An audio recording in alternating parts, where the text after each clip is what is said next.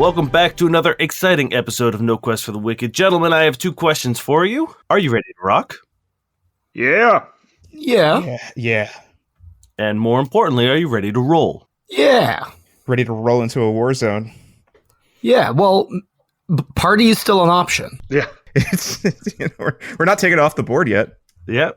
Zelphus does have his name under party. Do a little recap here. Boys, you are coming off a knee, and where this could have been a moment to relax, you noticed on television that your good friends, Acid Aurelius and Thimble, were captured by Synonan forces and are currently being held on the Synonan homeworld Synonus Prime. This would be a bad thing, made even worse by the fact that the Federation and Synonus Prime are currently in a war, and getting onto Synonus Prime is hard on a good day and almost impossible during this war. But Cathan was able to secure a landing permit for you. However, that landing permit has a very short lifespan because the Federation has officially launched offensives on the planet. Can't wait to run a blockade today. It's going to be great. All right, are we en route to the planet? You guys tell me what you're doing. Yeah, I guess we're in the phase of figuring out when we get there. That's a heavy question. Merrick, you're the captain. What do you think? Should I we... think we gun it and we figure it out when we get there. Oh, I'm... Okay. I just fucking gun it immediately. We improvise. Jump over the back of my seat and just... I'm pretty useless until we get on the ground. So, first things that come to mind are we either take advantage of the chaos of the siege starting and just try to sneak in and pretend we're a Federation ship, which I don't think is super likely, or we just gun it and hope they're too distracted to shoot us out of the sky. If we wait until there's a battle ongoing, maybe sneaking becomes possible, but I like this ship and living, and I don't want to get hit by a Dreadnought-class weapon. So maybe it's best for us to get near the system, but far enough away maybe that we're only barely picked up on their scanners, and then we can just sort of see what's happening, and then make a plan from there. Whenever chaos is happening, we might be able to take advantage of it, but... Yeah, that's usually our strength. Yeah. What about Decker? Do you think he's a viable option? I think I don't Decker's trust a piece him. of trash. I hate him and his hair. Decker, I don't know. I can't get a read on the guy, so I just truly don't know where his allegiance lie, and that means to me that they lie with him, so he becomes volatile, unpredictable. Yeah. You can either get a sandworm to work for you because you know when they're hungry. Decker's even worse than a sandworm. Yeah. I can't really get a read on anyone ever, but I don't like him. Well, maybe if we're gonna be breaking a bunch of shit anyway, right before we do something stupid, it could be worth it to reach out and see what happens. I guess. Right now we just need information. Let's get there, let's see what's happening, and, maybe we just take advantage of what we can. Fair. All right. Buckle in. Everybody to battle stations just in case. As you guys are getting ready to leave, you hear from the entrance to the bridge and cockpit, Quip say, before you just go head first into a war, Oh yeah, where do you want me to drop you off? That is kind of important. Oh shit, we got wrapped up in this. I ungun it. I'm like, sorry, Captain is really persuasive. Quip gives you a little data pad that you can plug into your console that loads in coordinates, and there is a drop off on the way that he would like to be dropped off at. Is it anywhere significant? No, he's just got a stash of. He's just got a spare ship and some supplies and an asteroid belt. Yeah. Hell yeah. Hey guys, I have a backup house on Usaron. Can you guys just drop me off there? It'll be fine. Oh no, Quip. Are you sure? Yeah. I gun it again. Cool. Yeah, you guys. It doesn't take long, and you arrive at this sort of small cluster of asteroids and a moon just off of. I guess it would be just outside of Knee. Just outside the living planet. The living planet turns and gives us a wave. Yeah, it's just outside of Knee, on your way to Synonus Prime. And Quip and Query are at the airlock, and they're all sort of geared up. They've got their stuff. Quip has a backpack that's almost as big as he is, if not a little bigger. And Query has her duffel bag over her shoulder. And they just kind of stand there looking at you, trying to figure out kind of what to say. Durin's gonna shake their hands and be like, the ship has never been the same without you. And I mean that. I miss you, and hopefully I get to fly with you again. Quip sort of like pulls you in and gives you a sort of a weird, awkward hug. It's so awkward. Like It's just like he's doing it because he thinks he has to. You don't.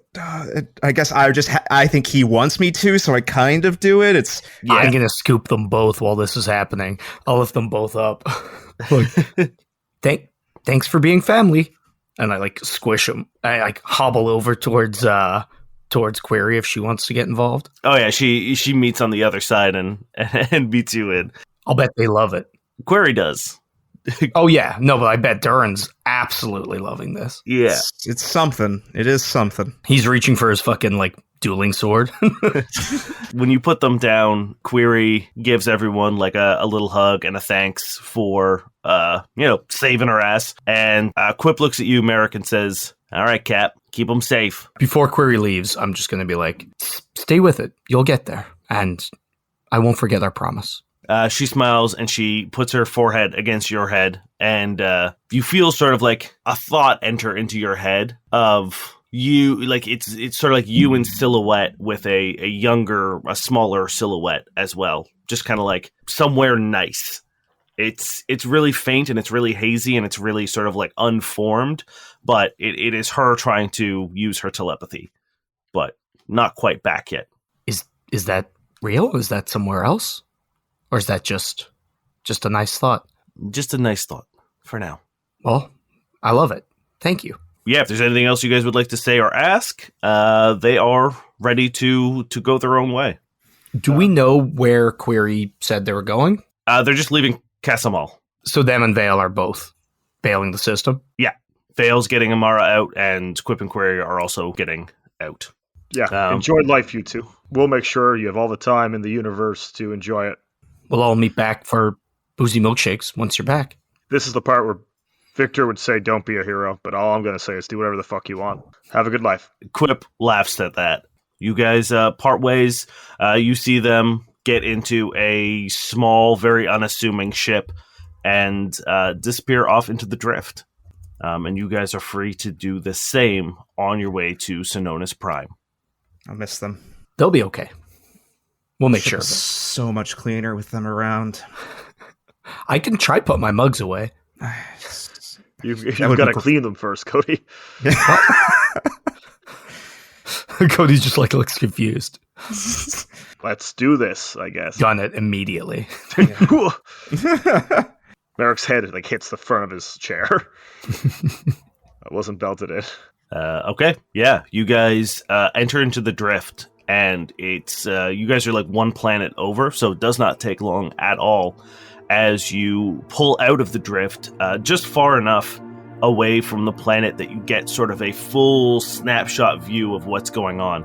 And you can see that there's no combat happening in space. So the armadas are still sort of staring at each other, and it looks like the war hasn't broken. Like, it looks like there's despite still... what we saw in reports? Correct. Yeah. Okay. Wait. But we saw, like, a ground invasion, didn't we? Yep. Do we get the feeling it's doctored footage? Just from what we're seeing right now?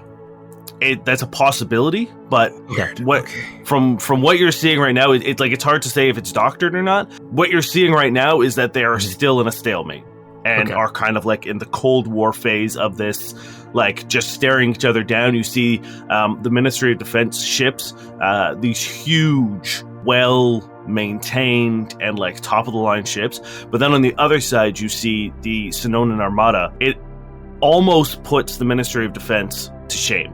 Like, their armada is impressive. They have it almost looks laughable to see what one planet has amassed in comparison to almost an entire system. Like, they are equally gunned, which should be surprising when it is sort of like a 6-on-1 situation. Yeah, it wasn't what I expected. Wait, they must have someone backing them then. Roll me a culture check, and you get a +5 from Jenny. Ooh, okay. I definitely 17. 17 is actually enough for this. This is a low DC to know this. Real good. So the Unity War, which kind of what was started, what got the Federation of Councils to like become a thing, was essentially a bunch of different independent factions had moved into Casimol around all the same time, and there was a vying for control. And what originally started as a like almost a system-wide war to see who was going to rule the system ended up becoming a turn because the swarm arrived at the same time. And so all of the factions had to sort of band together in order to fight the swarm. And what the resulting thing was everyone realizing, be like, hey, if this happens again, we're going to need to band together again. And it makes more sense now to form a unified system to prevent other people from attacking us, another swarm invasion, etc., etc. So everyone banded together, formed the Federation of Councils, but Synonus Prime didn't. And they stayed out of it simply because they wanted to maintain sovereignty. But Synonus Prime was the main military force that saved Casimol during this swarm invasion. Like, it was Synonus Prime's and like the Imperial Armada that really lent the firepower. So they've always had a massive military, and the Federation has been sort of playing keep up with them ever since. So there's Sparta. It's Sparta and Athens, basically, right? Yeah. Well, yeah, 100%. This is just Sparta and Athens. We see you, Dane, where you're getting your influence. Peloponnesian Reading War. real-life books. But again, like, the Synonans have never been outwardly aggressive to the Federation, even afterwards. They've just been very, very strict on Federation influence. So again, before all this even popped off, you needed a landing permit. Taverns were a slightly more easy to come and go, specifically because, again, Synonan culture values usefulness. So having people coming in with new skills and new abilities to take care of things that they might not have the resources to take care of was always welcome. So taverns were actually easier to get landing permits amongst the various designations, and then like trade ships were the two big ones. Any other sort of like civilian vessel or tourists or like anything like that, it was quite difficult to get onto Synonus Prime. And like Federation ships, they pretty much ran them through the bureaucracy of red tape to even show up on the planet. So yeah, it's not strange that Synonus Prime is like the same sort of military strength, because they always had it. It is almost more impressive that the Ministry of Defense has matched them in their military prowess. All right, so a couple things come to mind. It could be doctored footage. It could be a form of propaganda to let the people, elsewhere in the system know that the Federation has the upper hand, blah, blah, blah, blah, blah. Wasn't that a message? Am I misremembering? Wasn't that a message to us, right? Yeah, it was from, what's his name's brother's commander or something, right? Cathan's brother, right? Well, it was from Cathan's like contact on Synonus Prime. Yeah, so it wasn't from his brother directly, but it was from someone working with him, right? Yeah. What if there's a... can I bring up that footage again? Yep. Is it clearly Federation soldiers attacking? Give me a perception check. All of us? Part of me thinks that it's either a Synonan subgroup or something else that's going on here, and we just didn't notice the first time we watched. Of course, we dropped off Vale, the one who's like the best at this. Well, yeah. That's why Dan was like, "Get out of here, you MacGuffin character who's going to pass every computer check. Do it yourself, you pathetic little fellas."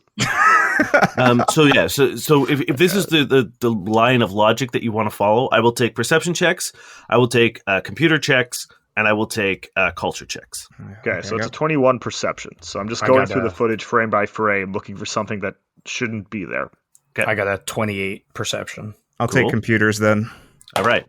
Merrick and Cody, you notice that it's hard to see because footage is fucking shaky and everything, but you notice that the Federation soldiers that are being dropped off by these like personnel carriers, they're like these big just like floating platforms, almost like elevators, that are just coming down and like offloading boys.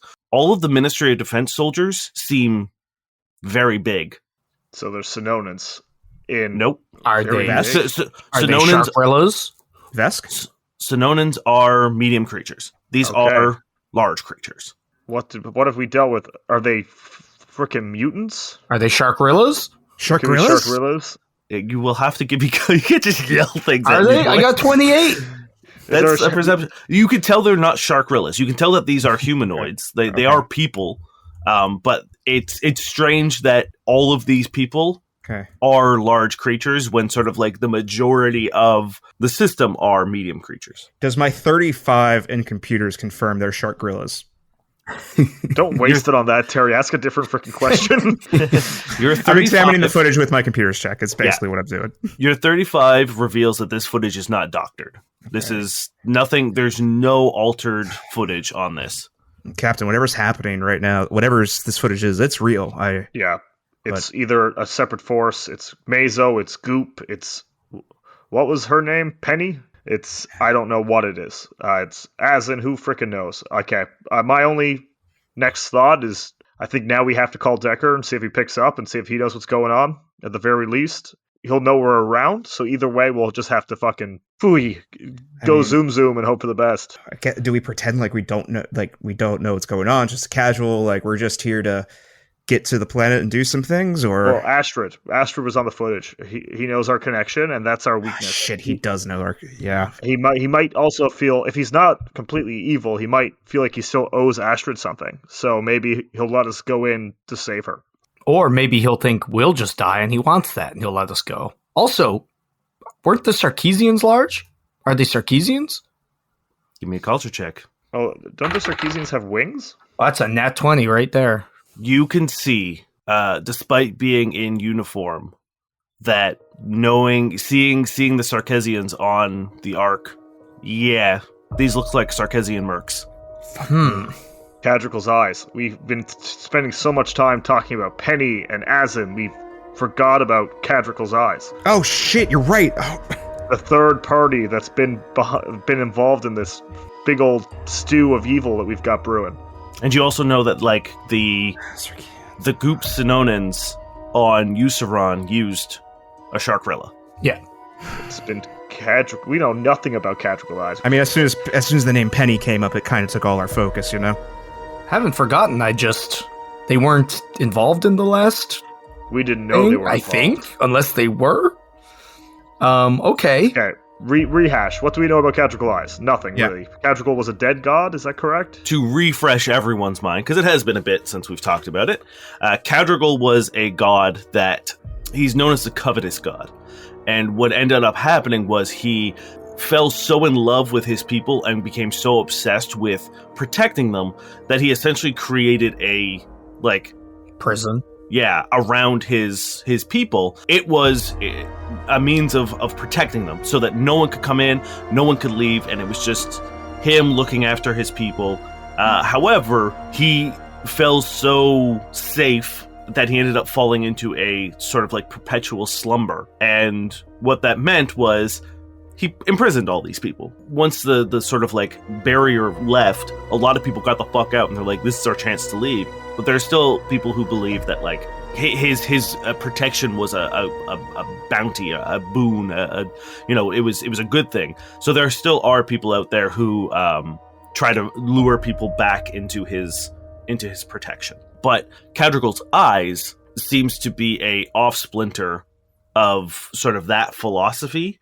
And it seems to be a person who was he had contacted Gregerton and was using back channels to steal his research, essentially, to create bioweapons. And that was the two things. It was the hybrid animals and also being able to use those abilities on people. And that was what Cadrigal's eyes was doing on the Ark. Do we have any reason to think of why they would be on Synonus Prime right now? Well, they want this war to happen for some reason. They were there when on Usaron with the Sharkrilla, so they want this to happen. I guess to me it implies that they want something there. They made sure they landed first, right? Yeah. So we've always thought there's something on Synonus Prime that somebody wants. We've talked about that before. Yeah. But we just don't know what or why. Okay. So Cadrigal's eyes wants something there, I believe. Whether it's something to do. Like, we have like 5 different villains right now where we've got to deal with. We've got Azin, Mazo, and Cadricle's Eyes as like the 3 named bad guys. We didn't even see Az in last arc either. Who knows what the fuck he's up to? Oh, definitely dead. Plant Yeah, blew he got up. blown up on Useron. I don't believe it. I don't believe it. Yeah, I that's would how, never believe that.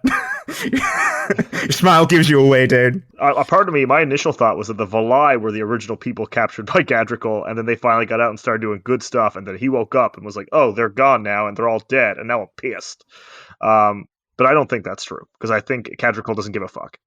If their whole goal is to get people either back into or keep them at Cadricle's planet, maybe all they're looking for is the power to do so. Yeah, we have all we know, like the connection to the actual faith. All we have is the name, so I wouldn't put too much thought into it being a fanatical thing yet until we're proven otherwise.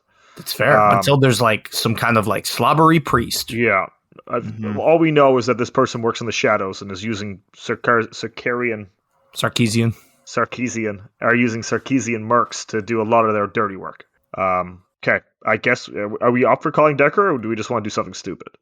I guess we have 2 options, and that is gun it to the planet or talk to him, then gun it to the planet. I feel like gunning it to the planet. Like, those ships are so big. We look like little itty bitty ships next to that. So we either gun it to the planet and surprise them, or warn them that we're about to gun it to the planet. I'm pretty sure that one fires missiles as big as our ship. Yes. You're correct, yeah.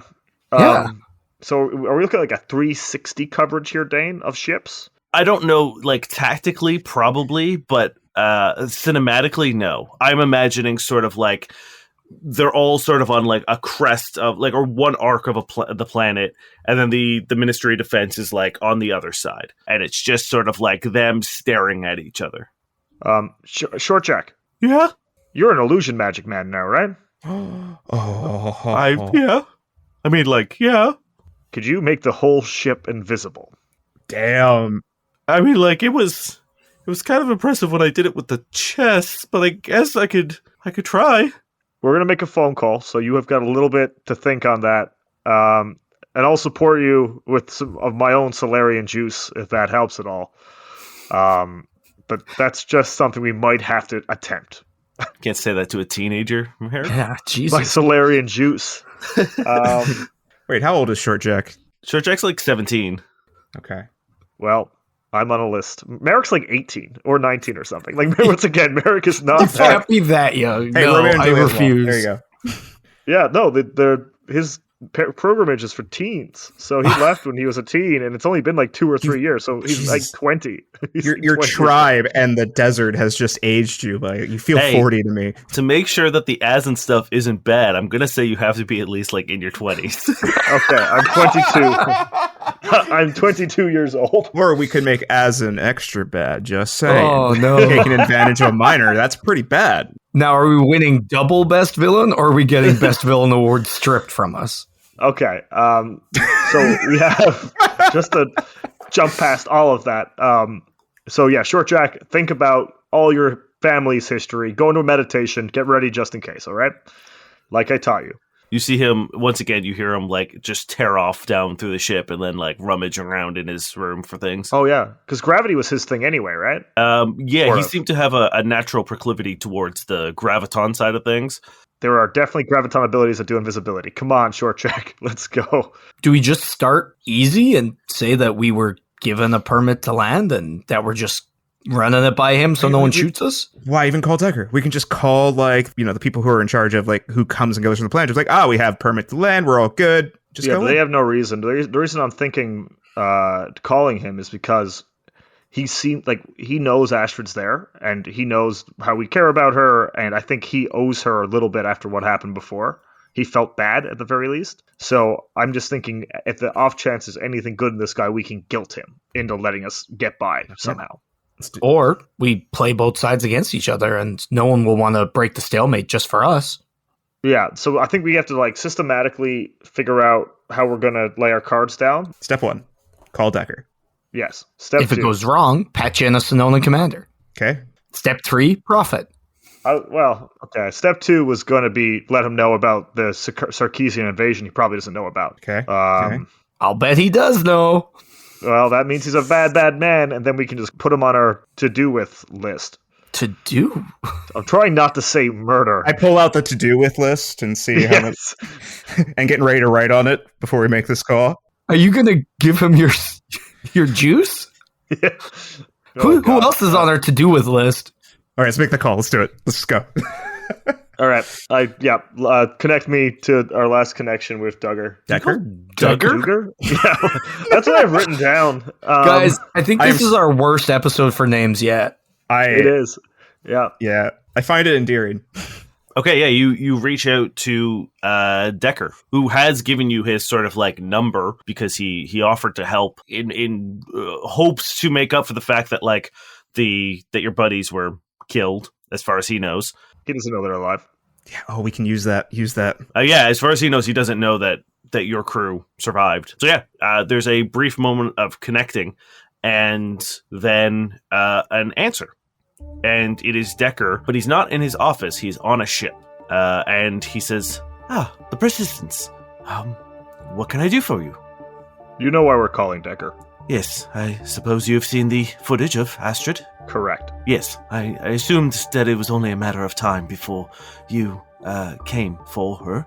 Surely you understand the situation is not as simple as a rescue mission, though. Well, we just want to get her. Everything else is not our problem right now.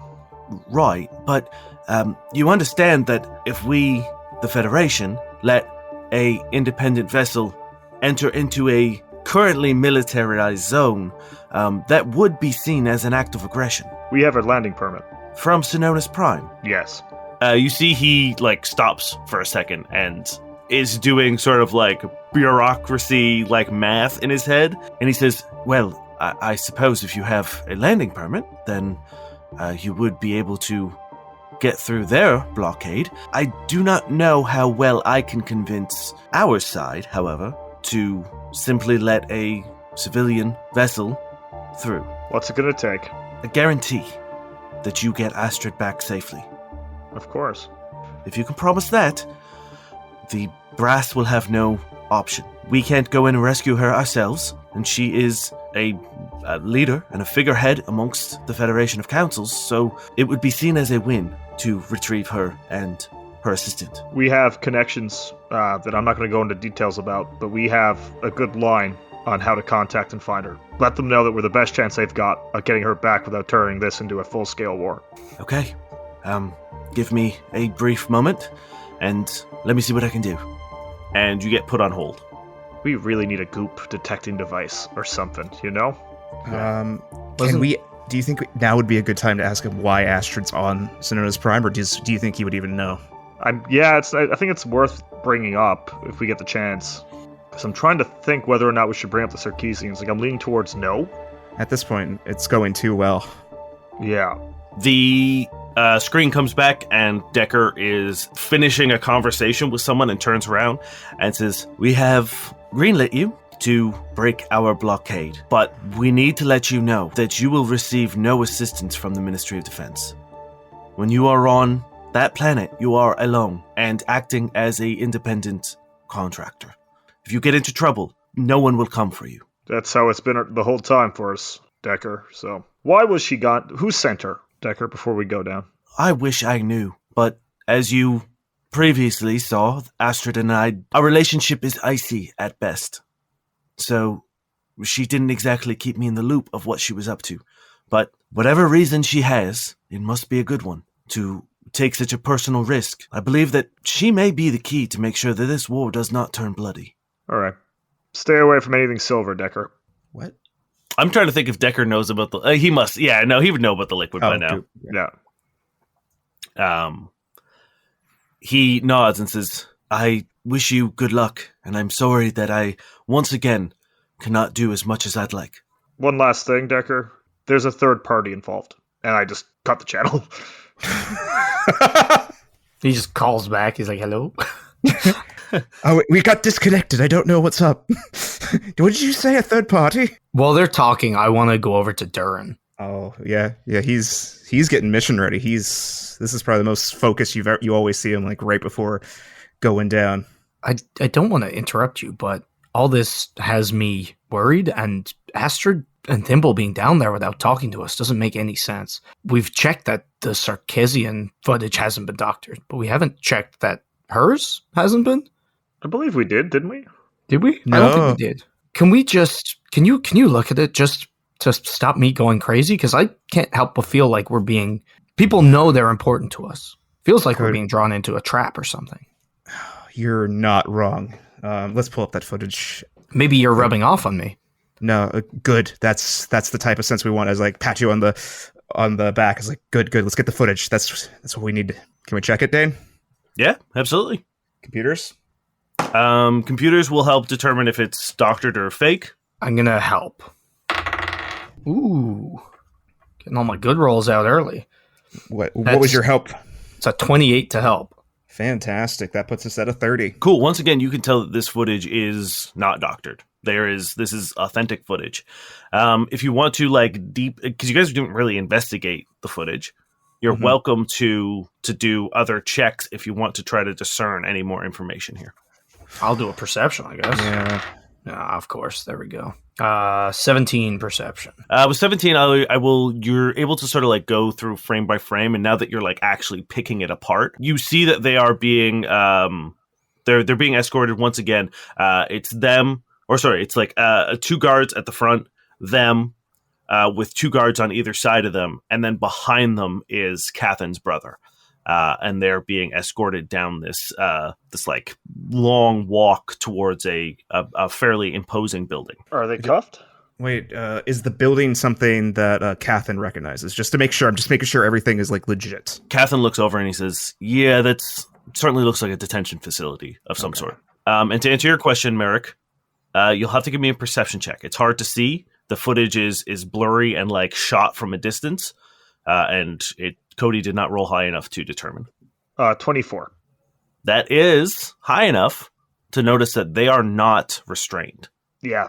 All right. They're not. They're okay. I'm worried that while we were gone, they got gooped. And they were sent there, and they're being controlled, and it's part of, what an easy way to get someone on the planet. That's a death sentence, so I'm going to assume that they have not been gooped. But they don't. I don't want to live in that world. Yeah. It's a very real possibility, Captain. Well, we've been working on a goop detector, right? How's that coming along? Considering it was Short Jack who was working on it, it not great. He did get ascend to royalty and all. It's been a busy month. Yeah, he has a lot of free time. Oh, I know. I've had so many holes in me. But him and Zelphus are working on it, but they've got a lot going on, but currently not complete. Okay, well, let's go, I guess. Cody, I like this new paranoia you have. Keep it up. My brain is sad a lot of the time now. It comes with it. It's okay. You'll get used to it. We're terrible people. Yes, we are. As you guys are chatting and talking, the floor of your ship disappears. And then it flickers back in, and you hear from in the bar, "Did that work? Did something happen?" Yeah, that sort of works, Short Jack. Keep on practicing, God, Short buddy. Jack. We might not need it, but practice just in case of an emergency. Okay. That was scary. And I don't even need to breathe. And you just see every now and then a part of the ship will flicker and become invisible. That's got to look great as we're going through the blockade. Wall cuts out, we see Zelphus in the shower Can he shower? Would his goop just wash away? Yeah, I guess. No, he's more like a gel. It's viscous enough that the water just... Yeah, okay, great. Yeah. I don't know if more stuff sticks to him, actually, so he has to shower more. Yeah. He's accidentally cleaned the ship when he wanders around. Yeah. What's is it the sticky that does that? Yeah. He's just sticky material. All right. All right, let's get on planet, boys. We're so... We're having a weird day. Yeah, it's a weird day. Sorry, Dane. Look at that smile. He loves it. I love it. Yes, you guys have. You will have to contact the Synonan landing authority to get cleared. But right now, the Ministry of Defense will not fire at you. Allegedly. Yep. Supposedly. It takes one gooped person to just ruin that up. Well, let's do it. Looking at Cody. You're the pilot. Well, we gotta call them first, Merrick. Patch me through. Cathin, please come stand near me. Yeah, and Cathin, You notice that he drops his glamour, so he does appear Synonym. And then what you get is not a person. It is a automated screen. Oh, no. And Operator. Just hit zero a ton. It opens up and it's literally just a very succinct enter in your permit code, and when you enter it in, it goes to Cody's just Cathan's brother. It goes to a little loading screen as it checks, and then it's checking designation, checking ship, blah blah blah. The persistence pops up, and the ship details all pop up, and it just says cleared for landing, and then a timer, and that is how long you have to land. All right, everyone at stations, and tell me if a missile's coming our way. I guess I can't help but feel like we're driving right between the two lines of ships. You're just floating through no man's land in between the two. I hate it, but and we're so little. We're so little in comparison. So small. The second you break through the Ministry of Defense line, you get target locked by hundreds, thousands of ships. Just keep course. I'm driving so slowly. We're on a time limit, Cody. Then you notice that the Ministry of Defense also locks onto your ship. Yep, that's right. That's all good. Every single light that we have in the ship is on, and we've run out, so they all start flickering. Sure, check. Don't do camo yet. Don't just stop practicing. Not right now. Nobody do anything. Yeah, Short Jack is smart enough to know that now that you guys are moving, he's there in the cockpit with you. Jenny, turn off the microwave just in case. Everyone pretty much is in the cockpit. This is a pretty tense moment, and they want to see. The air is so thick. We're all sweating. No one's making a sound. All you can hear is a sweat fall off Merrick's face and hit the top of his chair. Yeah, you're about halfway through the blockade, or the no man's land, the space in between the two sides. What do you think it would take if I sneezed and jerked a little to the left? Would that be it? What do you think? Just fly confidently. We belong here, right? Aye. I'm starting to think the party's not gonna happen, boys. Hey, that's how you make the best surprise party, Zelphus. Everyone, stay confident. We've got this. From behind you, you see 4 of the Archons, which were those big mechs, uncloak and are now moving to the front of the vanguard of the Ministry of Defense line. And they're just watching. Yeah. But they're there, including Sev Drepka's mech, which was the woman that escorted you onto Therum when you surrendered. Don't worry, Zelphus. We'll find another way to recuperate. You used that one already. Can I not reuse them? No. I thought I'd just do it to give you time, because you're still on 0. I'm busy. He storms out of the room. You guys have made it you start crossing through the Synonym line, and you see just how imposing their ships are as you get closer. They are expertly crafted. The amount of weapon arrays on some of them, you notice that the whole port side of some of these long, sort of slender, almost blimp-like ships is one big weapon. And give me engineering or piloting checks to sort of discern what these ships do. I'll do engineering. I got a 31. Cool. I got a 27. Cool. Cody, you know these ships are what are called torpedoes, and they are essentially ships that are built to withstand extreme collision. And what they do is they fucking just gun it. They're incredibly fast and incredibly agile, and they fly into ships. Just one big spear. Yeah, if they don't pierce through and explode the ship as is, Durin, you see this long, sort of one long weapon array on both the sides. That unleashes a pure beam of energy that is almost as long as the ship. So as they pierce through it, they activate that and sort of bisect in 2 different directions. Through the one that they're piercing through the ship, and then the starboard and port side that end up shooting a beam of light that goes completely through the ship lengthwise, if not destroying the ship, mostly killing almost all the crew. Mm-hmm. This Put is that on my Christmas list. This is a prime killing tool, and one of the reasons why they were so effective against the swarm. And this is like their vanguard. You're passing through, and like it takes a while to. These ships are so fucking big that like you are flying by this thing for like a good like 2 minutes. Man, it like they definitely like outpace the Ministry in their like just their strict war tech, don't they? Oh yeah, 100%. Like I said, like the Ministry of Defense doesn't really stand a chance. They're playing catch up, more or less. Interesting. So the Synonans are the Americans, if the Americans are independent from the world. Yes, okay. Yes.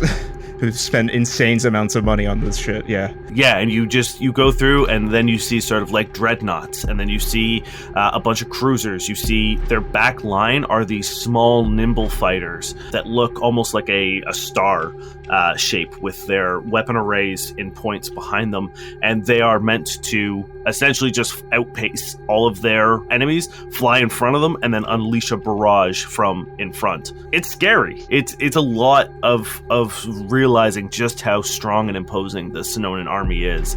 And then you break through their line, or the back of them, and you begin entering into Synonus Prime. You are still being targeted by Synonus, or the Synonans, but not the Ministry of Defense anymore. I feel like we're in trouble. No, we're good. We're good. We're good. I was Keep more on worried pace. about Synonan when all this was going down, but now I'm more concerned about the Ministry at this point. It feels like when me and Alpha would break something valuable, and Mesa would be angry, but he hadn't found out yet, or he hadn't found us yet if we were hiding. This is what it feels like. You guys are beginning to see the landscape of Synonus Prime. It is harsh. It's like plains of rock and cold snowdrift. Like the whole planet looks like it's almost in grayscale. The trees themselves are these large, skinny, coniferous trees. They stand like stories tall, somehow defying the odds and surviving in a climate where you don't even see like soil. It is just rock and like shelves and sheets of it.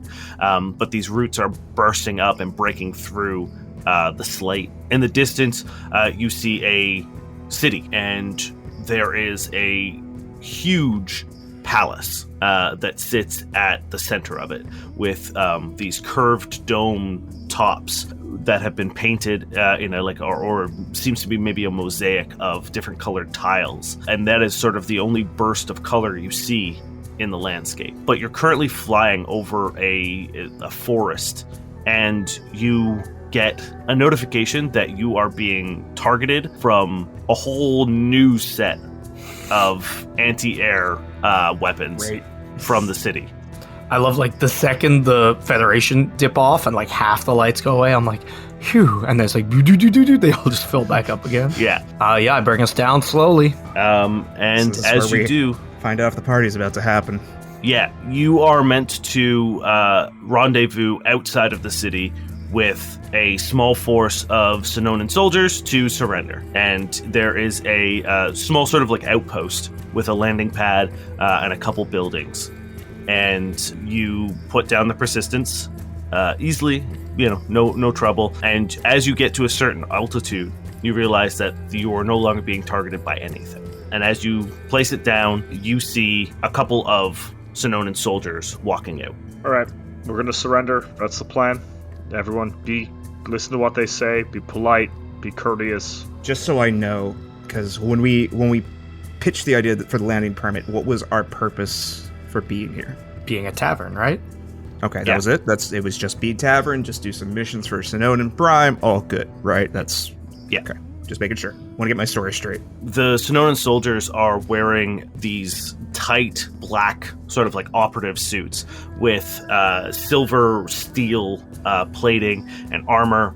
They have helmets on. Once again, they are these sheer black reflective masks that have a silver edge going over into the front, almost like Merrick's face mask. They look almost like flight helmets that then have tubes that go around and connect into the back of their suit.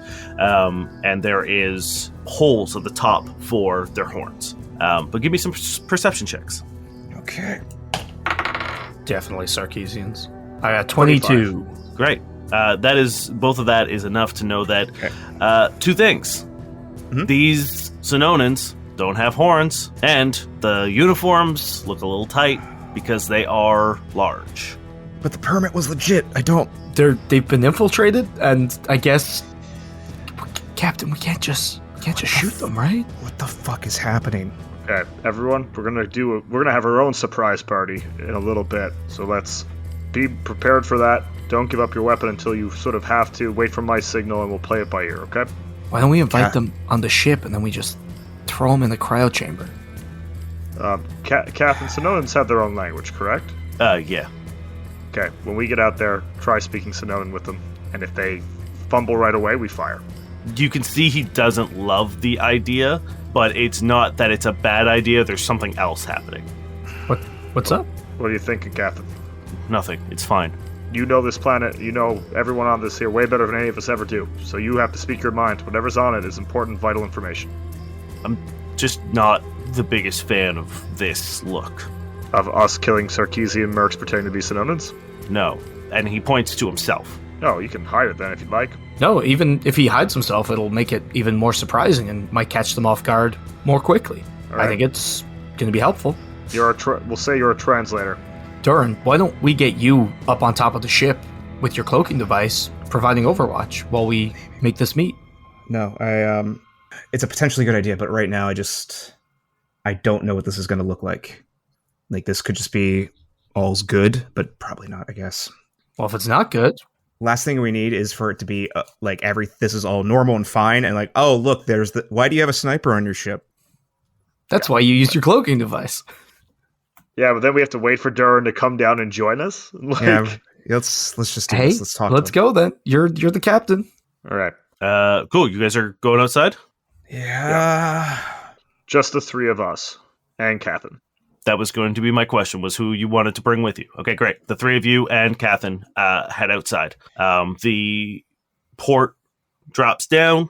You walk out, and the two Synonan soldiers stand, and one of them raises their gun, and the other one says, all right, let me see your landing permit authorization. I hold it up. He's got a device that looks like it would fit that same sort of card reader thing, and he walks over to you and grabs it, puts it in, and it begins authenticating.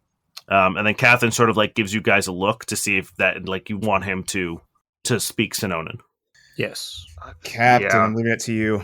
Catherine, I want to be polite. How do I say hello again? Catherine says it in Synonan, and you to the guy authenticating the dice. And how do I say goodbye? Or how are you? Sorry, how are you? How do I say how are you? He says something, and when you glance over to Catherine, he shakes his head. Okay, I want to do a perception of the surrounding area. I want to, before we get into this, I want to see if I can look at the town behind us to see if I can see signs of an invasion, damage. I'm just looking for one more piece of evidence to make it go time. I'm looking for the snipers in the distance. If only we had one. I made the call. I believe was right. 28. I'm gonna help with a 25. 37.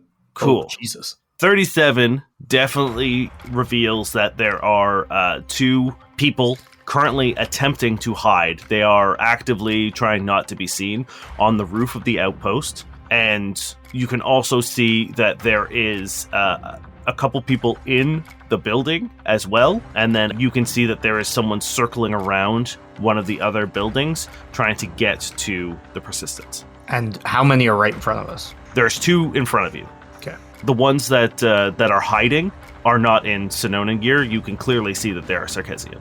Catherine, I want to be polite again. How do I say surprise, motherfucker? And I go into photon mode and I just swing. Okay, I'm trying to determine... No, I don't think you get a surprise round because I think in Starfinder they have to be unaware of you. You also announced it. Yeah. Oh yeah, that's how Merrick does stuff. Come on. He used his surprise round and announced the surprise. Yeah. Roll me some initiative, boys.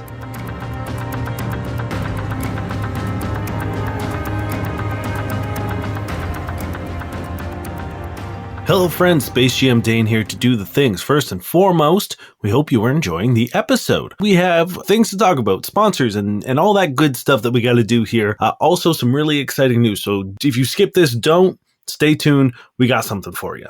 Second, this week has been sponsored by Zencastr.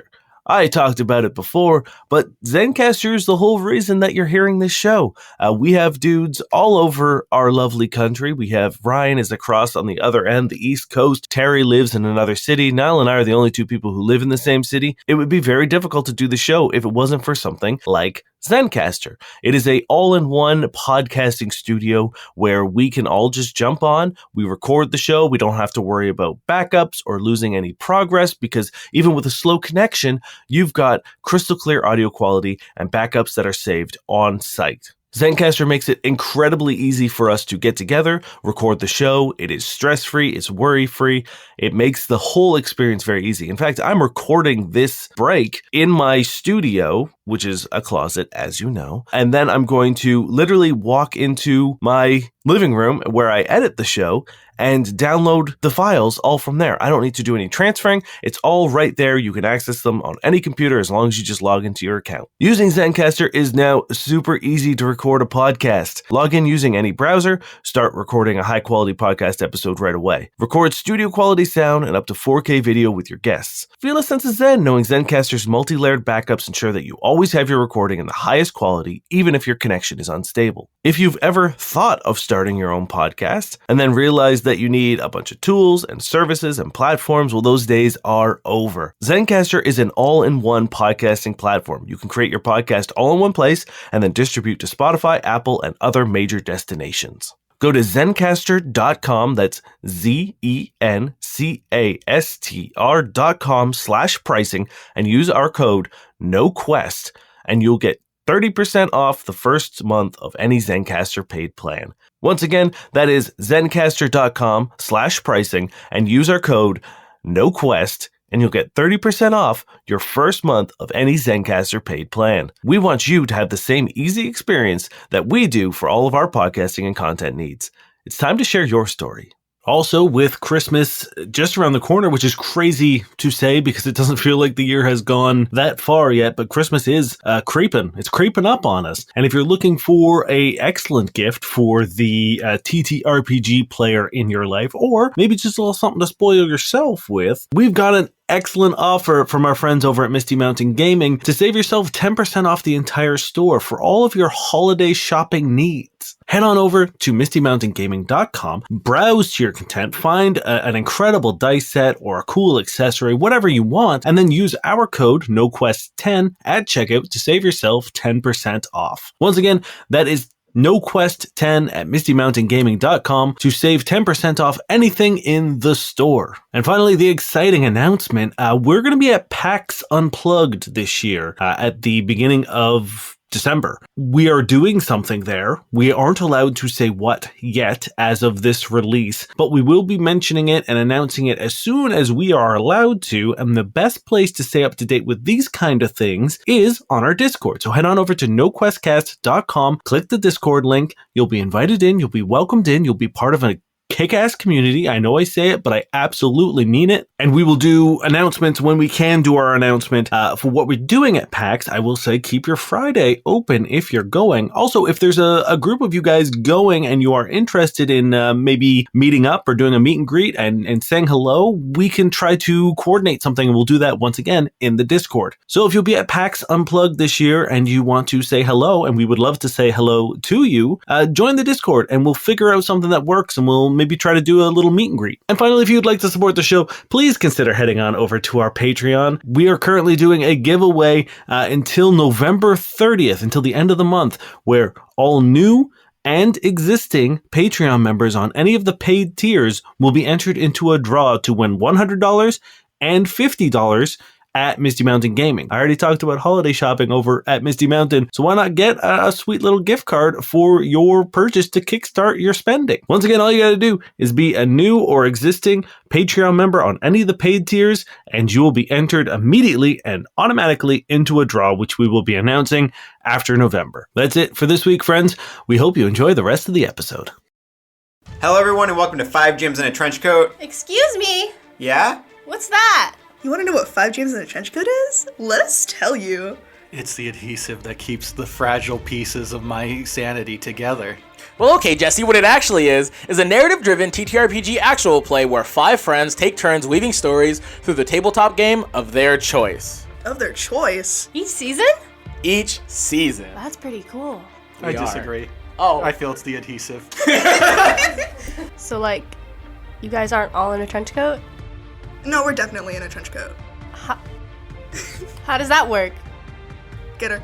Before I'm caught, you can check out 5 Games in a Trench Coat just about anywhere you get your podcasts, or you can check out our website at 5gamesintrenchcoat.com. Oh my god, they really are all in a trench coat.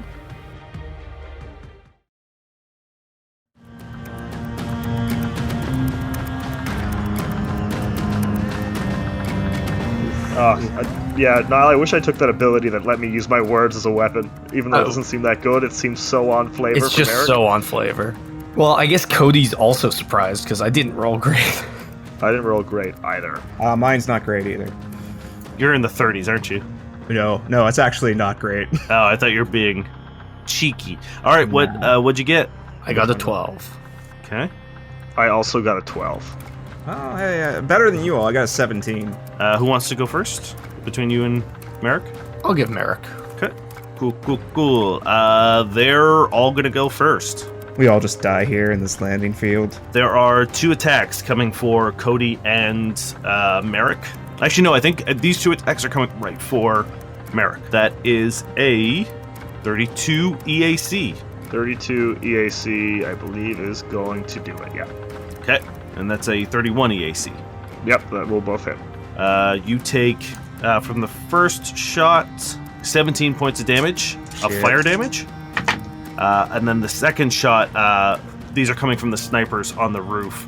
You take another 19 points of fire damage as these sort of like pinpoint placed shots just go off in just like a bang, bang, and you take 2 just dead center in the chest. Surprise, motherfucker.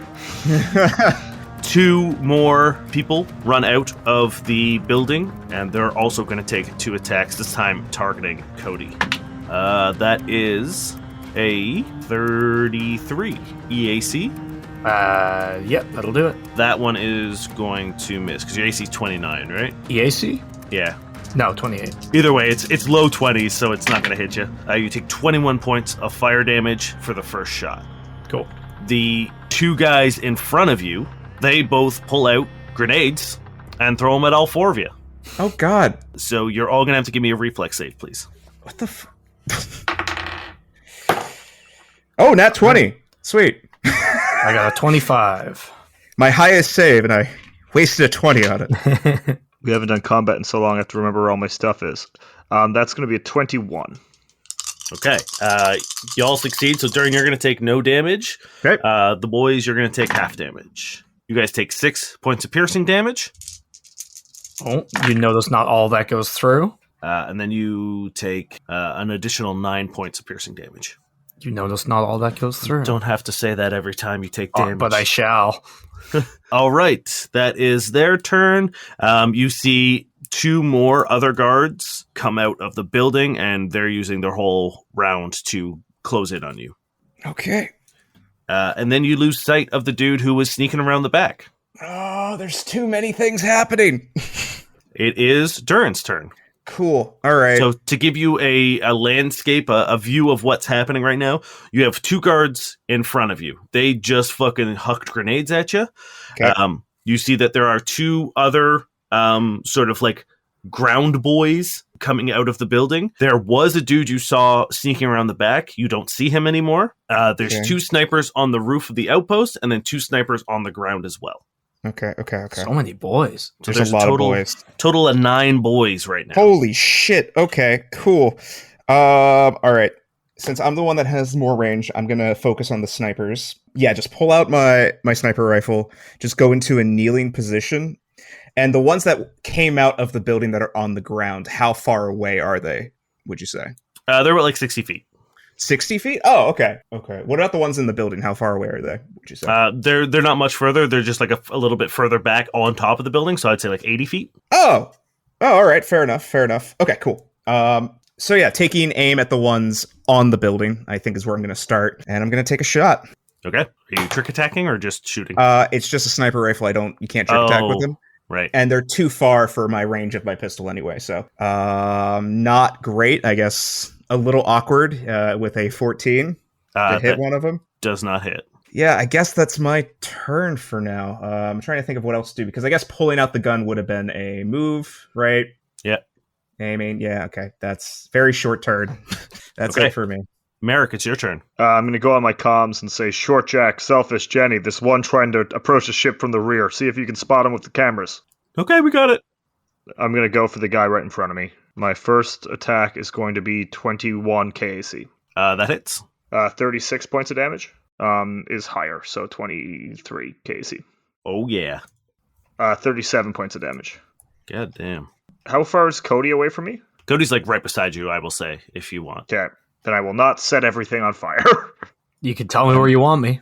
What do you do? How do you start this combat off? Okay, so once again, he knows we're outnumbered, so it's just being about as clinical as possible. So he's just going for vitals. He's being quick. He's trying to observe the surround. Like, this is a terrain Merrick's sort of used to, barren. So he's trying to just keep his eyes on everyone else, think about what else is happening while he's just being very efficient with his attacks. You see this guy's not well. It is your turn, Cody. All right. Double attack. I'm going to start by hitting the guy Merrick was fighting. Okay. So close to a crit. That's a 35 to hit. Yeah. Yes, sorry, absolutely. 31 because yeah. 30 points of damage. Yeah, he takes that hard, and you can tell that he is hanging on by a thread. Oh, I should have done cleave. Damn it. I forgot I had that. All right. I'm going to, I guess I'm just going to hit him again. Oh, yeah, that's also very good. 29? Yeah. This time, 29 points of damage. Yep, he is dead. How do you finish him? As, Merrick comes in, cuts twice across him, I, come in with an uppercut and, crack his head up in the air, spin my hammer around, and then come down on his skull and just, crush him to the ground. Yeah, the guy who's standing beside him, recoils a little bit as just, blood just sprays all over him. It is... I look at him and I say, "You're next." The way you say that's so much scarier. It is the sniper's turn. Actually, no, sorry, it's Catherine's turn. Oh, yeah. I forgot he was there. He takes a shot off, and he's going to hit... he takes a guarded step back, pulls out his pistol, spins the chamber, and you see it begin spinning, and it just keeps spinning and gets faster and faster and faster and faster. And you see this electrical charge builds up, and he takes a shot off, and he hits for 22 points of damage to the guy beside you, Merrick. And you see that the chamber is still spinning, and although a lot of that energy was used in that shot, it's still building. It is the sniper's turn. So there's going to be 4 attacks coming. The 2 on the roof have switched targets and are now aiming at Durin. Sweet. It's for the best. That's a natural 1. Cool. Break that weapon. You see one of them, it has lined up a shot, and then in the distance you see him look down and then look at his gun, and then it's clearing a jam out of it. The other one, however, is a 28 EAC. Yep, that'll definitely do it. Okay. 10. You take 15 points of fire damage. Okay. And then the 2 snipers rush up to some crates, brace their guns, and are going to take a shot each at Cody and Merrick. That's going to miss Merrick, and that is a 28 EAC. Which would hit, except for the fact that... Oh, damn, that's a waste of a nat 20. I use my reaction to deflect projectiles, and as the guy in front of me dies, I see your man lining up the shot, and I swing my hammer, and I just hit it out of the air. You hear the one guy go, what the fuck? All right, cool. Then that is the snipers go. Now it's just 3 of the ground commanders. So the 2 finish their move and come in and get on either side of the 2 of you guys. So you are going to be taking... Merrick, you're going to take 2 attacks. Cody, you'll be taking 1. Actually, no, sorry. The guy doesn't need to move, so he's going to be taking 2 attacks on Merrick. That is a 27 KC. That does not do it. Okay. It's lower. That is a crit. All right, that one will hit. Yep, that one does it. You see as the dude in front of you watches his buddy get absolutely fucking smushed by Cody. He pulls the trigger on the handle of his blade, and the teeth on the outside of it begin spinning like a chainsaw, and he just drives it into the side of you. And then presses the trigger even harder, and you just see this like plume of smoke and the smell of gasoline as he just begins digging his chainsaw sword into you, or buzz blade. You take 29 points of damage as he's trying to like drag his sword across your stomach, trying to just cut you in half. That's like the worst kind of hit Merrick can do. So Merrick just looks at him and like, is that it? That's the best you've got? And then it's a 32 KAC against you, Cody. Yeah. That's 12 points of slashing damage. Not all of it goes through. Great. That, I believe, is everyone. On the ship, you hear Shortjack go, yeah, I got him. He's under the ship right now. Can you guys do anything about that? You hear on the comm Jenny say, I'll deal with him. And then... Selphis, go with her. Okay. Hey, Jenny, it's Sarkeesians. Enjoy it. Oh, fuck yeah. And then this round, you see Zelphis and Jenny coming down the ramp. It is Durin's turn. Okay. I'm going to swap my focus to the two snipers that are closer on the ground near the crates. Yep. And I'm just going to start swapping to my pistol as I run and do my trick attack. Cool. My God. I got a 29. That works. Okay, there it is. And we're just going to do... I do need a... let me see if I hit first before we continue with that. Does a 19 EAC hit them? They're flat-footed for this, right? Yes, they are. Then it does hit them. Oh, fuck yes. The one I'm attacking, I'm going to need a fortitude save from. That is a 14. 14, that is definitely a fail, as he is staggered as I take the shot and do some damage to him. This is one of the snipers on the ground? Yeah. Okay. Dealer's choice. Oh, shit, I didn't realize this is my new gun. That's cool. 20 points of damage. And let's do my trick attack. And an additional, pretty low, 16 points of damage as I just kind of like maybe slide through the environment with them like focusing on you two as I take the shot. And what happens, Dave? You manage to scoot behind the boxes on the other side of them and shoot through the gap between the crates and clip this guy in the fucking leg. And you see him just like his gun stays up. And his whole hand is still holding it, but he like drops down for a second and has to like pull himself back up as you fucking like hamstring him. Merrick, it's your turn. Out of my way. So what can I attack the one that Catherine hit? Yeah. Cool. That's gonna be a 25 KC. That does it. 43 points of damage on the first attack. You're so strong. Natural 20. Okay. Yes, fuck him up. Don't think he's gonna survive this, but we'll see what happens. This is the guy who's like currently trying to like chainsaw through you. Whose favorite game is like Gears of War. Is he like weirdly blocky? I guess he is a large creature, so. Yeah. Yeah, and he would be. His biceps are so fucking big. I rolled a lot of ones. He might still be doing all right then. 69 damage. Nice. Nice. No, you absolutely kill this man. How much, or how do you do it? Once again, being methodical, where Catherine hit, he's sort of off guard. Merrick just quickly shifts in, gets underneath him, slash, drops.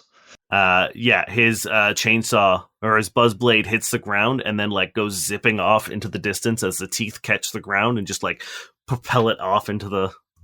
Dangerous doesn't want us to have chainsaw blades, so he's making them all just dance away into the desert. Don't worry, we'll find them. Cool. Cody, it's your turn. Okay, so if I'm correct, there's Guy, Merrick, me, Guy. I guess just double attack on this guy. Okay. Ooh, that's not great. How's an old 15 gonna do you? Bad. Oh, 16. Classic 20, fuck yeah. Blow him up. We're critting together. Crit bros, crit pals. Can you kill this man in one go? I don't think so, I but believe in you, Cody. I did roll a decent amount of... I rolled 2 6s at least out of my 66. That's 64 points of damage, and he's knocked down. Fuck, yeah. How do you hit him? Because he comes in and like hit me. I had basically on the one swing knocked that laser away, then got clipped, and I just like I don't even do like a big swing. I just grab the like half nearer the head and like crack him right in the jaw, like unexpectedly, and he just like goes down, like whip his head around. He is on the ground. It is Cathin's turn. Let's see. He's going to take 2 attacks this time. He misses the first one. He hits his second one. He is now running. He's like, I'm going to go give the others a hand. And he is running towards the back of the ship as well, as he's firing at the one you're fighting, Cody. He does another 22 points of damage to that one. And you see, as he's on the ground, Cathin just puts like a couple fucking rounds in him as he's running away. And he's looking bad. Top of the round, it's going back up to the snipers. The 2 on the roof are going to continue firing at Durin. Yeah, bring it. This time, oh, perfect. It's the one that you have. Okay. Both going to try to trick attack you. No. Does a... Hey, remember that if it's with their snipers, they don't get the trick attack damage, I believe. Oh, they certainly do, because they are snipers. They have the sniper specialization, which allows you to use. You missed something, Terry. Dane built better than you. Do you know how you're a ghost? Yeah. Oh, is there a sniper? Yeah. Oh, son of a bit. Yeah, okay. Fair. Yeah. Fair. Fuck. That's actually fucked up. I don't have access to it. Shit. All right, continue. Cool. Their stealth was a 32. So the first one gets you. Okay. And then, oh god, yeah. That's like a 40 something. Sweet. So 2 attacks coming your way. Oh, it's a 19 on the die. So a... I just get lit up by 4 snipers and just dead. What's your EAC right now? 26. Okay. That's gonna do it. Second one is not going to do it. Okay. So the first shot Remember, goes I'm off. flat-footed for this, so don't forget. No, it's... Terry, shut your darn mouth. Terry really wants to die. Wait, are these all trick attacking too? You're going to take every dice that Dane has ever seen. I know. It's going to be real rough. It's going to be a bad time. These snipers are beefy boys. So that would be a 25. So if you're flat-footed, that would hit, right? Yeah, it would. Sure would. Okay, give me 2 fortitude saves, please. Dang, no. Don't. Okay. This is how we lose Durin, just straight out in a fucking firefight. Okay, well, first one's probably the fail, so I'll go with the success, the one that's potentially successful. 23 on that one. 23 is a pass, yes. Cool. And then we have a 13. Cool, you're staggered. Shit! Is that in place of the trick attack damage, or do you No, still get to do it, right? You still get to do it, yeah. Yeah, cool. Fantastic. I mean, one of them's not going to do as much damage because he rolled a 1 last time, so he didn't get to take a certain action. Super bullet. Insta-kill is the certain action. This The is- Dane. Yeah. This is actually going to be really bad. Rat murder. Standard. Like- Hey, you guys, you've seen this stat block? Yeah, it's just rat poison on a bullet. The first hit is 38 points of damage. Ah! As you poke your head out to shoot this one guy from behind the box, you get clipped, like just low neck, and you feel just the warmth of blood trickling down through your fur, it getting matted. The second attack, this one is 22 points of damage. He didn't realize his buddy was going to take such a fucking vicious shot and try to hit you in the neck. Okay. So his aim is a little off and just clips you in the shoulder. But you could tell they were aiming for like the same spot. They were both trying to fucking shoot you in the throat. Fair. And the 2 guys on the ground, they see Cathin running, and they're going to take 2 shots at him. And don't forget, one of them's staggered. Yep, he's not going to take a strict attack damage. And my gun does have the scramble feature, which if they're gooped, just slight heads up. They are not gooped. Shit. Okay. Or at least, this guy isn't. Okay, cool. See, my gun is a goop detector. I just shoot them and we'll know. That's fair. Everybody but this guy is gooped. But you just shot the one guy who is not gooped. We basically shoot everybody all the time, so... Both of those are going to hit Cathin. And you see him take 2 pretty bad shots. One hits him in the back of the leg. The other one clips him in the shoulder. And he fucking hits the ground and then rolls and staggers and gets back up and keeps going. He returns a couple of like blind shots as well back that direction. It is the 2 guys who are still up. The one dude who is on prone is going to use a resolve point. And you see those gossamer wings explode out his back. and he goes launching up into the air 40 feet, not provoking an attack of opportunity. Not provoking? Nope. Feels like a bag of shit. He's using a resolve point to use Expeditious Retreat. Coward. And as he does, he pulls out his rifle and takes a shot down at Cody, which probably won't do it. That is a 24 EAC. Not gonna do it. Yeah. I just step to the side. Just move a shoulder. It's just spraying the ground, trying to get himself some distance. And the other guy is going to attack Merrick. Ew, bad. That is another 24 KAC. Yeah, I'm not gonna do it. Cool. They both whiff. You then... it's Catherine. No, it's Durin's turn. Okay. God, I feel so handicapped because everything I can do is all a standard action. Shit. Okay, I'm staggered. I'm gonna do the thing that makes sense, and I'm gonna activate my mirror image. Okay. My holographic clones as I focus it and, just kind of limit the chances of me getting fucking shot up. Oh, hey, there's 5 of me! I rolled max. Cool. Oh, yeah. Yay, How many Durin. Durins? Yeah, they're all little Durins running around. Yeah, Just running in circles around. Yeah, they all spread out and just start jumping over boxes and scrambling around. Yeah. But that's it because I don't have a move action this turn. Cool. Merrick. Okay, there's only 2 guys on the ground near us, right? Correct. Well, no, sorry. this- There's the guy next to you, and then there's a And the dude guy in the 40 air. feet up. The snipers on the roof. Yes. How far away are they from me? They're 80 feet. I appear next to them instantaneously. Fucking A. Using your So- ring of light thing. Oh yeah, Merrick turns into a beam of light and out of nowhere appears behind these 2 guys and makes an attack on one of them. You see the dude who's beside you rev up his chainsaw, and he takes just a Hail Mary swing at your neck, and then you just and then teleport up. And you appear next to these 2 snipers, and the guys on the roof are like, what the fuck are these guys? That's going to be a 30 to hit, and I also need reflex saves from both of them. You're so powerful. What the fuck? 30, yes. Hits, reflex save. The first one got a 20. They both got 20. Oh, that's exactly the save they needed, so they don't catch on fire, I guess. Yeah, I imagine your fire goes out in sort of a ring, and they're just low enough that it goes over them, but they feel the heat. He takes 36 damage. So either way, you see Merrick instantaneously appear, strike down with all his might, a ring of fire erupts from the top of this building. And yeah, I'll take care of the snipers. You're so busted, and I love it. Cool.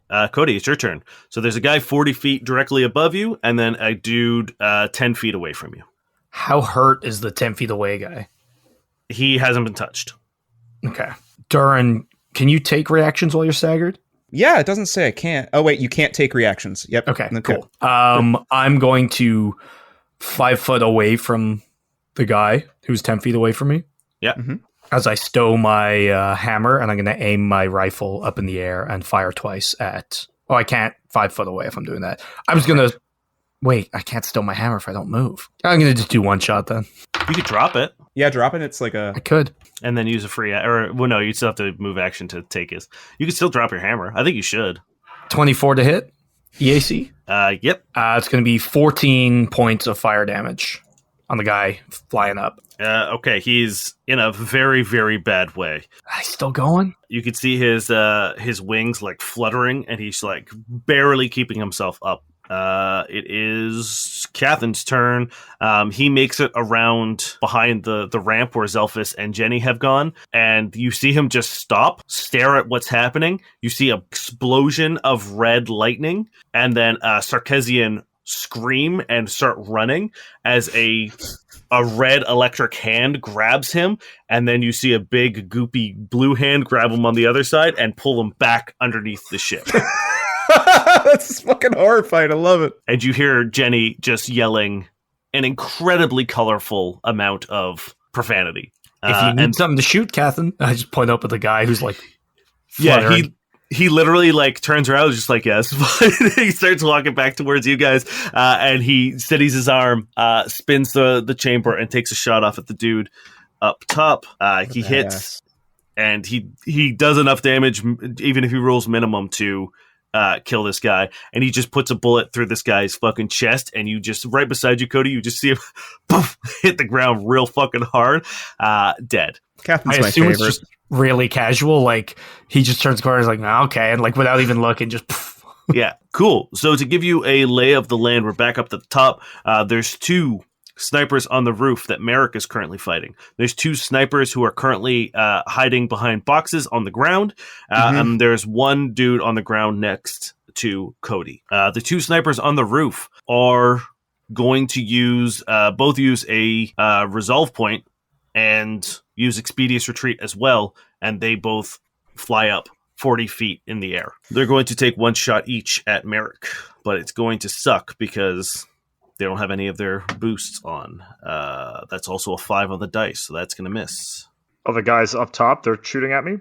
Yeah, they use their ability to expand their gossamer wings and fly up 40 feet, and they missed both their shots because it's hard to fly straight up while man is on fire. The 2 on the ground don't know where Durin is because there's so many of them running around, so they're going to focus on Cody.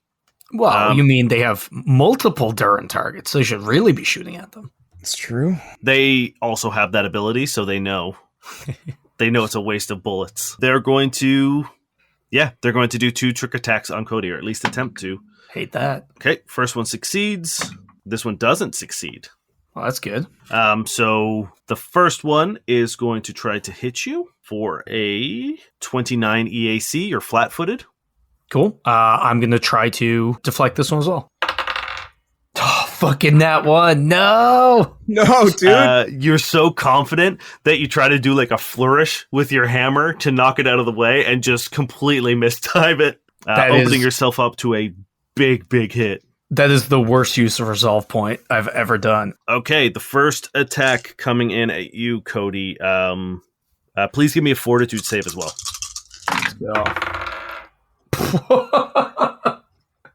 It was a 20, and it skidded across my desk and then just went boop and turned into a 2. So I'm just going to go ahead and say I failed. That's a 12. You are going to be staggered for this round, and you take 41 points of damage. Damn. As you open yourself up to this huge shot because of your missed deflect projectiles. They hit you just center mass, completely missing those armor plates that you had just got placed in. This one hits. Now, Dane, is it piercing damage? It's fire damage. Damn it. So you say it. Say it. It all goes through. Yeah. You notice it. And by that, I mean it goes all through me. Like, it comes out the other fucking side. It's almost half my stamina in one hit. Actually, sorry, that's 46 points of damage. Okay. All right. The next one is a 3. So the one who didn't trick attack you misses. Oh, did you give me a fortitude save? You did, right? You failed. Yeah, perfect. Okay, so you'll be staggered that round. It is the dude who is right next to you. His go. He's going to attempt to hit you. He has to take a move action to get closer to you, so it's only going to be 1 attack. That's a 2.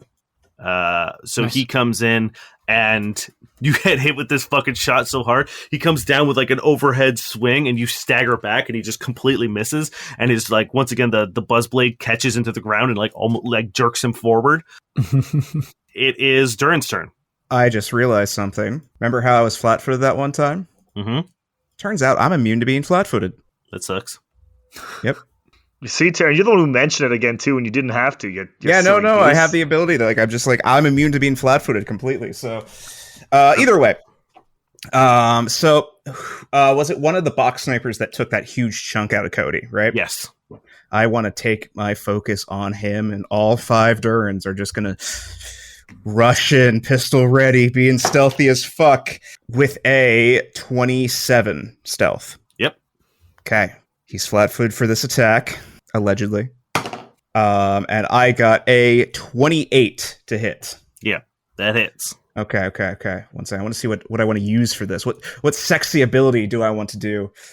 You know what? I am going to use my new ability of my deactivating shot. So if he can give me a what kind of save do we do for this? 1d20 plus my operative level. DC is equal to 10 plus the item level. So I'm going to try to deactivate his rifle. That's fun. I rolled a 17. 10 plus his item level? Plus the item level. That succeeds then. Fantastic. And let's do some damage to this fucker. Do my trick attack damage first, because that's easier. I have 21 points of trick attack damage and 19 points of normal damage. As I just rush in, focusing on him, and see that huge chunk taken out of Cody. And yeah, fuck his day up. How do you kill him? I think because of the deactivating shot, like, I just hit his gun in a way that just causes the rounds to explode and, like... It's fire damage, so that makes sense. Yeah, you hit the cartridge that holds the rounds, and it just explodes and just takes off, like, the front half of his face, and he just, like, hits the box in front of him, his rifle falling off the other side. Merrick, it is your turn. The two snipers 40 feet above you in the air. I hate that you found my weakness, which is open spaces and flying. So Merrick has teleported to this building, and now he's just stuck on top of this building with no real way to do anything. Because I don't even think Merrick has a ranged weapon on him anymore. Because he hasn't needed it in like 15 sessions. Yeah, I don't know if I have anything. Let me check my inventory.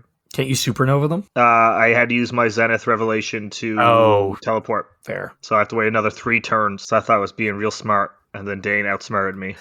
Yeah, I just don't have anything ranged. I guess I'll fight defensively and take a defensive stance.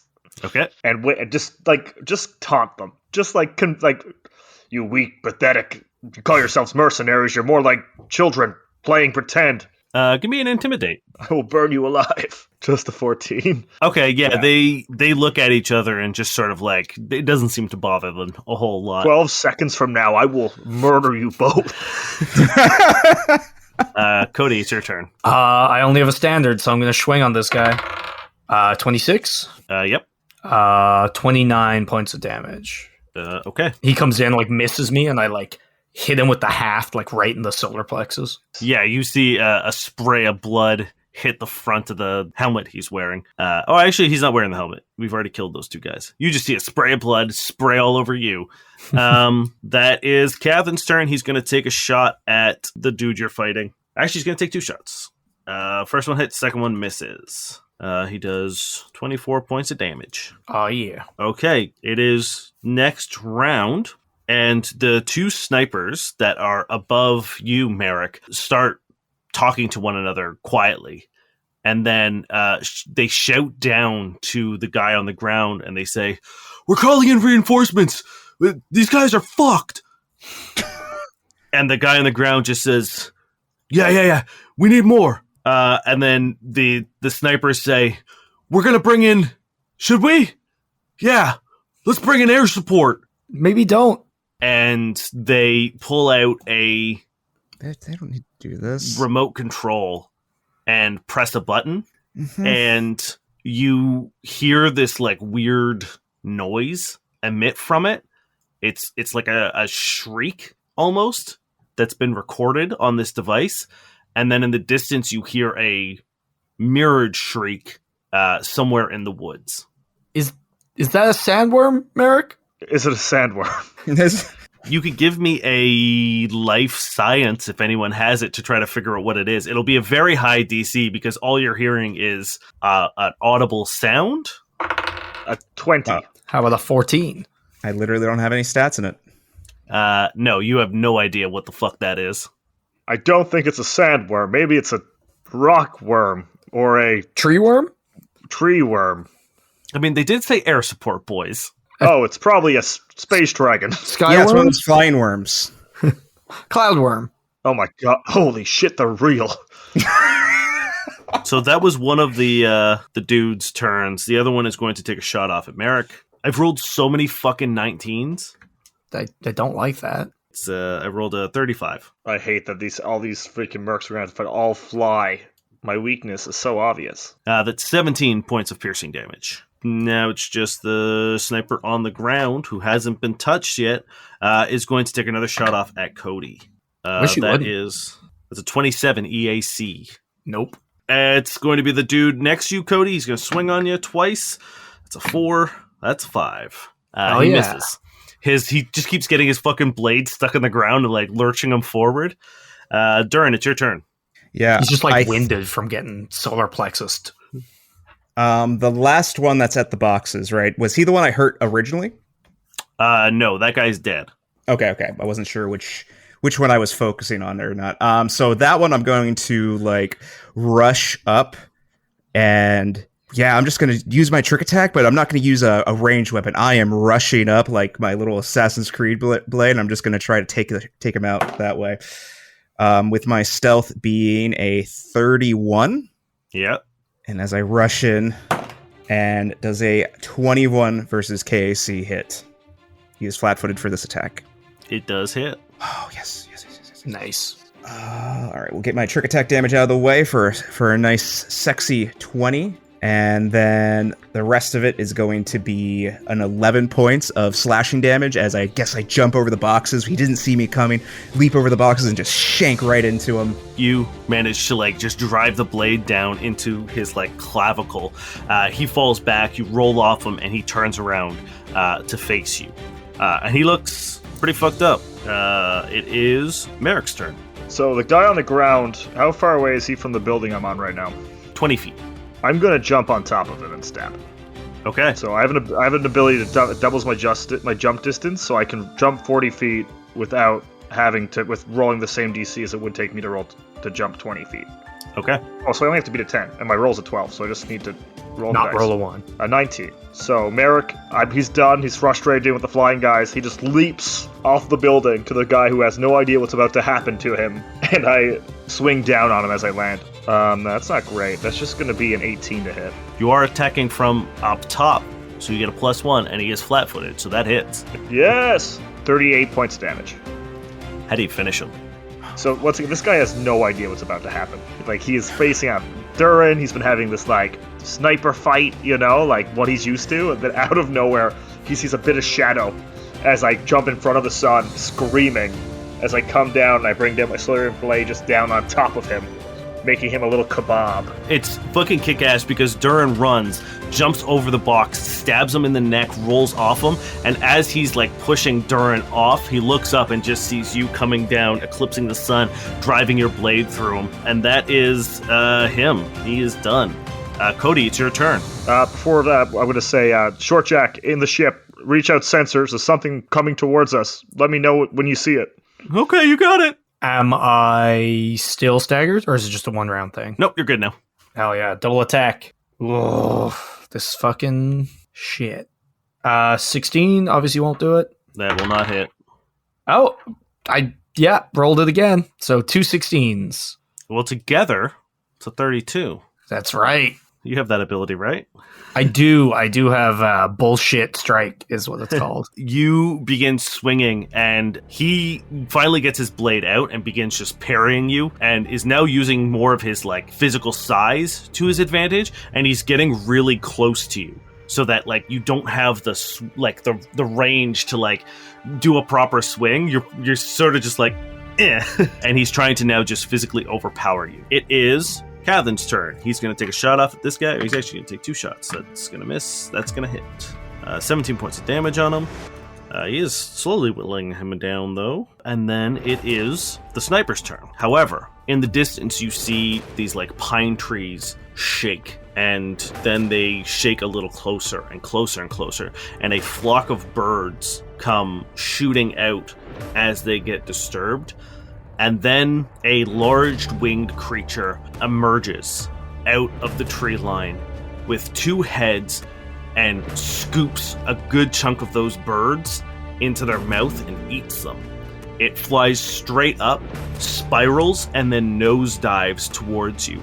Both of its mouths wide open, feathers flying out of them. And as it approaches you, it grabs the 2 snipers in the air, closes its mouth around them, cutting them in half, and lands on the roof of the outpost and screams from both of its mouths and looks down at the 3 of you, flapping its wings once more and dive bombing you.